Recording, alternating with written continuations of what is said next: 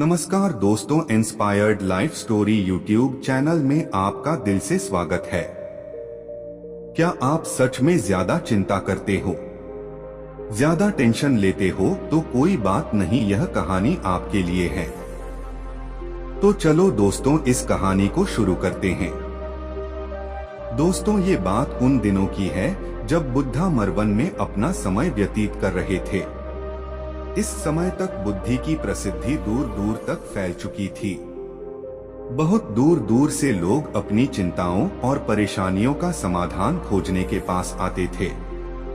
ऐसे ही एक दिन जब बुद्धा मरवन में अपने शिष्यों को प्रवचन दे रहे थे, तो एक अधेड़ उम्र का व्यक्ति अपने 2021 वर्ष के पुत्र को अपने साथ लिए बुद्धि की तरफ चला आ रहा था। जब यह प्रवचन स्थल के पास पहुंच गए तो एक नजर उन पर डाली और इशारे से बैठने के लिए कहा। जब प्रवचन समाप्त हो गया और सभी लोग वहां से चले गए तो बुद्ध ने उस व्यक्ति को अपने पास बुलाया और बैठने के लिए कहा। वहां चारों तरफ हरियाली छाई हुई थी। मौसम बहुत सुहाना था और तरह तरह के पक्षियों की आवाजें गूंज रही थी। ऐसा नजारा देखकर उस व्यक्ति को अंदर से असीम शांति महसूस हो रही थी। इसके बाद बुद्ध ने उस व्यक्ति से आने का कारण पूछा तो इस पर व्यक्ति ने कहा, यह तथागत, मैं 2 दिन की लंबी यात्रा करके अपने पुत्र को आपसे मिलवाने लाया हूँ। ये मेरा इकलौता पुत्र है और ये हर समय थका थका रहता है।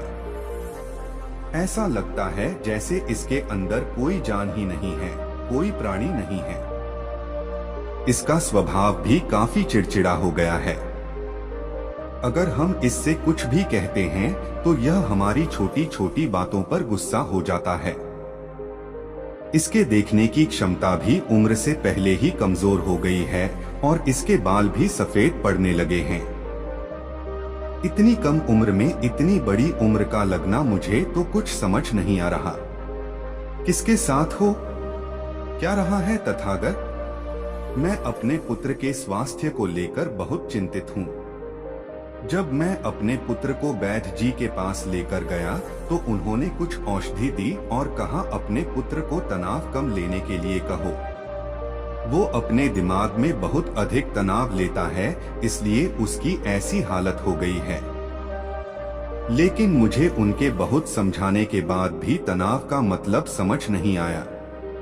मुझे नहीं पता कि तनाव होता क्या है, यह किन कारणों से आता है और उसे कैसे अपने पुत्र के दिमाग से निकालूं। लेकिन मुझे सबसे पहले तो ये समझना है कि तनाव होता क्या है।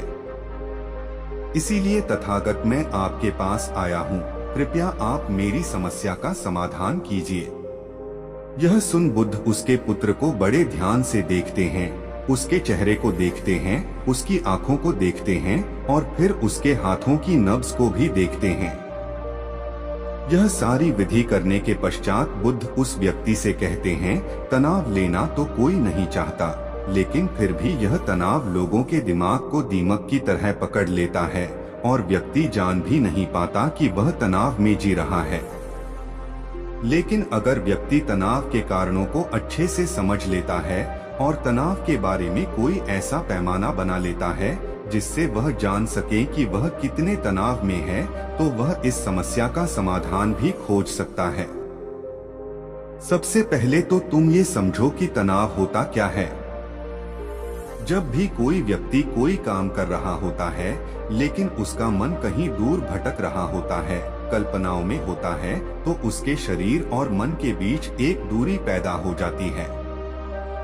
यह दूरी जितनी अधिक होगी, व्यक्ति उतनी ही ज्यादा बेहोशी की अवस्था में होता है और शरीर व मन के बीच की इसी दूरी, इसी खिंचाव को तनाव कहा जाता है।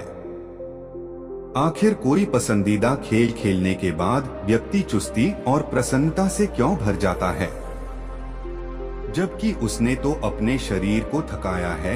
लेकिन समझने वाली बात यह है कि खेलते समय मन और शरीर एक साथ पूरी तरह से उस खेल में केंद्रित होते हैं, जिससे शरीर और मन के बीच दूरी पैदा नहीं होती और कोई तनाव पैदा नहीं होता। और अगर दिमाग में कोई तनाव था भी तो वो भी दूर हो जाता है। लेकिन इसके विपरीत जब हम कोई ऐसा काम करते हैं जो हमें पसंद नहीं है, तो हमारा ससुर तो उस काम को कर रहा होता है, लेकिन हमारा मन कहीं दूर कल्पनाओं में भटक रहा होता है, जिससे शरीर और मन के बीच एक दूरी पैदा हो गई और तनाव ने जन्म ले लिया। इसीलिए व्यक्ति को एक समय पर सिर्फ एक ही काम करना चाहिए और अपने तन और मन की सारी शक्ति उसी एक काम पर लगा देनी चाहिए, जिससे व्यक्ति के अंदर तनाव पैदा ही ना हो। इसके बाद बुद्ध ने कहा, तनाव पैदा होने के मुख्य 8 कारण होते हैं और जिसने इन कारणों को समझ लिया वो जीवन भर तनाव मुक्त रह सकता है। मुख्य कारणों में सबसे पहला कारण है अति महत्वाकांक्षी होना। महत्वाकांक्षी होना अच्छी बात है, लेकिन क्या कभी आपने इस बात पर ध्यान दिया है कि इंसान के लक्ष्य कभी पूरी ही नहीं होते। उसका एक लक्ष्य पूरा हुआ नहीं कि वह दूसरे की तरफ भागने लगता है, दूसरा पूरा हुआ तो तीसरे की तरफ, और इस तरीके से वो अपने लक्ष्यों को पाने के लिए जिंदगी भर गोल गोल घूमता रहता है। इसीलिए जो व्यक्ति अति महत्वाकांक्षी होता है, जिसने बड़े बड़े लक्ष्य बनाए होते हैं, वह वर्तमान में कभी रह ही नहीं पाता। उसका मन सदैव भविष्य की योजनाएं बनाने में ही व्यस्त रहता है। उसका शरीर तो वर्तमान में रहता है, लेकिन भविष्य में ही रहता है, जिससे मन और शरीर के बीच दूरी पैदा हो जाती है और वह तनाव भरी जिंदगी जीने लगता है। बुद्ध के मुंह से यह बात सुन उस लड़के ने कहा, बुद्ध, तो फिर इसका मतलब है कि हमें लक्ष्य नहीं बनानी चाहिए, क्योंकि लक्ष्य बनाना भी तो महत्वाकांक्षा ही है। इस पर बुद्ध ने कहा, जीवन में लक्ष्य बनाना कोई गलत बात नहीं है, लेकिन समस्या तब उत्पन्न होती है जब वो अपना पूरा ध्यान उस लक्ष्य से मिलने वाले परिणाम पर ही लगा देते हैं और उसके परिणाम की चिंता करते रहते हैं। व्यक्ति को वर्तमान में जीना आना चाहिए। आप लक्ष्य बनाइए और उस लक्ष्य की प्राप्ति के लिए कड़ी मेहनत करिए, लेकिन साथ ही साथ आपको इस बात का भी ज्ञान होना चाहिए कि आप अभी वर्तमान में जी रहे हैं और वर्तमान ही सत्य है। बुद्ध ने आगे कहा, तनाव का दूसरा सबसे बड़ा कारण है ईर्ष्या। जब व्यक्ति ईर्ष्या और जलन से भर जाता है तो उसका मन अंदर से सड़ने लगता है। ईर्ष्या एक आंतरिक घाव है। आंतरिक घाव यानी मन का घाव व्यक्ति के शरीर का घाव तो भर सकता है, लेकिन मन का घाव कभी नहीं भर सकता। इसीलिए व्यक्ति को दूसरे की खुशी और तरक्की से कभी ईर्ष्या नहीं करनी चाहिए, क्योंकि तनाव का कारण है। इसके बाद बुद्ध ने तनाव का अगला कारण बताते हुए कहा कि आरुषिपूर्ण काम करने से भी मन में तनाव पैदा होता है। जो काम करना हमें पसंद ही नहीं है, जिसका में हमारी रुचि ही नहीं है, उस काम में हमारा मन लग ही नहीं पाएगा। हमारा शरीर तो वही बैठा रहेगा, लेकिन हमारा मन कल्पनाओं की उड़ान भरेगा, जिससे शरीर और मन के बीच दूरी पैदा हो जाती है और व्यक्ति तनावग्रस्त हो जाता है। इसीलिए इंसान को हमेशा अपनी रुचि के अनुसार ही कार्य करनी चाहिए। अगर व्यक्ति ने ये पता कर लिया कि उसे कौन सा काम करना पसंद है और वो उसी काम को अपने जीवन का लक्ष्य बना लेता है, तो फिर वो काम उसके लिए काम नहीं बल्कि खेल बन जाता है। फिर बुद्ध ने कहा, तनाव का चौथा कारण होता है किसी दूसरे से अच्छा रखना।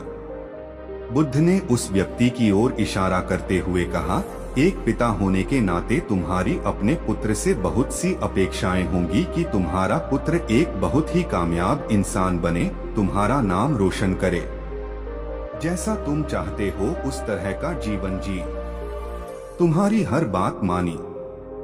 लेकिन क्या आज तक कभी किसी की सारी अपेक्षाएं पूरी हुई है? जब भी कोई व्यक्ति किसी दूसरे से कोई अपेक्षा रखने लगता है तो वो अनजाने में अपने लिए तनाव पैदा करने लगता है। जरा सोचो कि अगर तुम्हारा बेटा तुम्हारे अनुसार काम नहीं कर रहा और वो नहीं बन पा रहा जो तुम उसे बनाना चाहते हो, तो निश्चित रूप से तुम्हारे दिमाग को तनाव पकड़ लेगा। तुम तनाव से भरा जीवन जीना शुरू कर दोगे और इस तनाव के बस में आकर तुम ऐसा व्यवहार करोगे, ऐसी बातें करोगे कि तुम्हारा अपने पुत्र के साथ संबंध और भी खराब होता चला जाएगा। इसीलिए व्यक्ति को जितना हो सके उतनी कम अपेक्षाएं दूसरों से रखनी चाहिए, और अगर पूरी तरह से तनाव मुक्त रहना है तो दूसरों से अपेक्षा रखना ही बंद कर दो। इसके बाद बूथ ने कहा कि शारीरिक कष्ट भी इंसान के तनाव का एक कारण होता है। जब व्यक्ति किसी शारीरिक पीड़ा से गुजर रहा होता है तो उसका पूरा ध्यान बस अपने उस शारीरिक दर्द पर होता है और वो पूरे दिन बस उसी के बारे में सोचता रहता है, जिससे उसका मन दुख के विचारों से भर जाता है और ऐसी स्थिति में व्यक्ति तनावग्रस्त रहने लगता है। यह सुन उस व्यक्ति ने कहा कि हे बुद्ध, शारीरिक दुख तो किसी भी व्यक्ति को हो सकता है, तो फिर क्या हुआ? व्यक्ति जीवन भर तनाव में ही जिएगा? इसका जवाब देते हुए बुद्ध ने कहा कि इंसान को ये बात समझनी चाहिए कि हमारा जीवन दुखों का आधार है। जैसे जैसे हमारा जीवन आगे बढ़ता है, इसमें दुख आते हैं, बीमारियां आती है और फिर अंत में मृत्यु भी आती है, तो बीमारियां इंसान के जीवन का अभिन्न अंग है। कोई इनसे बच नहीं सकता। बस किसी किसी के जीवन में ये समय से पहले आ जाती है तो किसी के बाद में पढ़ाती सबको है।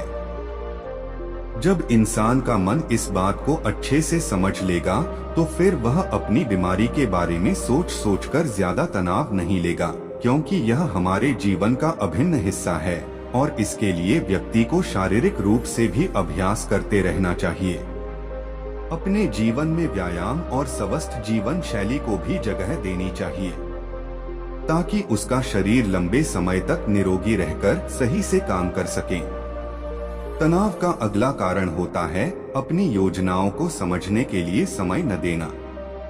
कुछ लोगों के दिमाग में कोई विचार आया नहीं है कि वो बिना सोचे समझे उस पर काम करना शुरू कर देते हैं, और जब उस काम में उन्हें असफलता मिलती है तो वह तनाव से भर जाते हैं, क्योंकि उन्होंने उस काम को शुरू करने से पहले उसके बारे में पूरी जानकारी इकट्ठा नहीं की थी। इंसान को कोई भी काम शुरू करने से पहले उसके अच्छे और बुरे परिणामों के बारे में ठीक से सोच विचार कर लेना चाहिए। इंसान को इस बारे में भी सोच लेना चाहिए कि अगर ये योजना सफल नहीं हुई तो फिर इसके बाद मैं क्या करूंगा। इसलिए व्यक्ति को अपनी योजनाओं को ठीक से समझने के लिए पूरा समय देना चाहिए ताकि बाद में उस योजना की वजह से तनाव पैदा ना हो। तनाव का 7वां सबसे बड़ा कारण होता है टालमटोल करना। आज के काम को कल पर टालना। आप लोगों ने ये कहावत तो सुनी होगी कि आलसी इंसान के शरीर का सबसे बड़ा शत्रु है। इंसान आलस्य की वजह से आज के काम को कल के लिए टाल देता है और फिर काम को टालना उसकी आदत बन जाती है।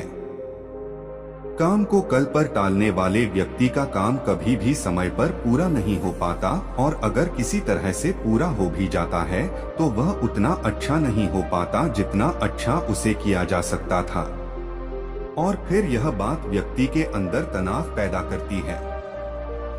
लेकिन काम को टालना या काम को एकदम अंत समय पर करना एक आदत है। इसीलिए व्यक्ति ना चाहते हुए भी बार बार अपनी इस आदत का शिकार बन जाता है और काम को टालता रहता है, और फिर जब काम की समय सीमा पास आ जाती है तो वह तनाव से भरकर काम को पूरा करने का प्रयास करता है। इसीलिए तनाव मुक्त रहने के लिए व्यक्ति को काम को टालने की आदत छोड़नी पड़ेगी, और यह तभी संभव है जब व्यक्ति काम को समय से पहले खत्म करने का निश्चय करे। सबसे आखिरी और सबसे प्रमुख कारण जो तनाव का होता है वो है ज्यादा सोचना। लगातार सोचते रहना भी एक बीमारी है, और यह उस व्यक्ति में सबसे ज्यादा पाई जाती है जो कपोल कल्पनाएं करता है, जो अतीत की घटनाओं और भविष्य की बातों के बारे में सोचता रहता है, जो बेवजह के अनुमान लगाता रहता है। इसीलिए व्यक्ति को ज्यादा सोचने की आदत पर लगाम लगाना चाहिए। इसके लिए जितना हो सके खुद को काम में व्यस्त रखना चाहिए और हर दिन ध्यान का अभ्यास करने को अपने जीवन का हिस्सा बना लेना चाहिए। बुद्ध के मुंह से यह सारी बातें सुनकर उस व्यक्ति ने हाथ जोड़कर कहा, बुद्ध, मेरा पुत्र तो अभी मात्र 20 वर्ष का ही है, और इसमें अभी इतनी समझ भी नहीं है कि यह आपकी बताई सारी बातों का एक साथ पालन कर सकें। आप कृपया करके तनाव मुक्त रहने का कोई आसान सा तरीका बता दें, जिससे मेरा बेटा उसका अनुसरण भी कर सके और तनाव मुक्त भी रह सके। उस व्यक्ति की यह प्रार्थना सुन बुद्धि ने कुछ सोचते हुए जवाब दिया, अगर तुम इतनी सारी बातों का पालन नहीं कर सकते तो इसके लिए एक बहुत ही आसान विधि है। तुम एक बार में एक काम को करने पर ध्यान लगाओ भी काम कर रहे हो, उस समय पर सिर्फ उसी काम को करो, सिर्फ उस पर ही अपना पूरा ध्यान लगाओ। और अगर तुम्हारा मन इधर उधर भटक जाता है तो जैसे ही तुम्हें याद आए उसे वापस फिर उसी काम में लगा दो। ये सबसे आसान और अच्छा तरीका है तनाव मुक्त रहने का। जब तुम भोजन करो तो उस समय सिर्फ भोजन ही करो, उसके पूरे स्वाद का आनंद लो, उसी अनुभव करो। जब चलो तो अपना पूरा ध्यान सिर्फ चलने लगा दो। इससे तुम्हारा मन और तुम्हारा शरीर दोनों एक जगह पर केंद्रित रहेंगे। दोनों के बीच दूरी पैदा नहीं होगी, जो कि तनाव का मुख्य कारण होती है। दोस्तों, आज की युवा पीढ़ी एक ही समय पर दो तीन काम करने के आदी हो चुकी है, जैसे फोन पर बात करते हुए गाड़ी चलाना, खाना खाते हुए टीवी देखना, ये फोन चलाना, और फिर इनकी शिकायत रहती है कि मैं तनाव में जी रहा हूँ, मेरा मन शांत रहता है, मैं चिड़चिड़ा सा हो गया हूँ। जब कोई व्यक्ति एक ही समय पर तीन काम करेगा तो तनाव पैदा होना तो स्वाभाविक है, क्योंकि दिमाग तो एक समय पर पूरा ध्यान लगाकर सिर्फ एक ही काम कर सकता है। पूर्ण रूप से एक ही समय पर दो कामों पर ध्यान कभी नहीं लग सकता। इसीलिए जहां तक संभव हो सके एक समय पर सिर्फ एक ही काम करने का प्रयास करें, वो भी पूरे ध्यान के साथ। दोस्तों, आशा करता हूं कि आपको इस इंस्पायर्ड लाइफ स्टोरी से काफी कुछ सीखने को मिला होगा। अगर वीडियो अच्छा लगा होगा तो चैनल को सब्सक्राइब कर लीजिए। धन्यवाद।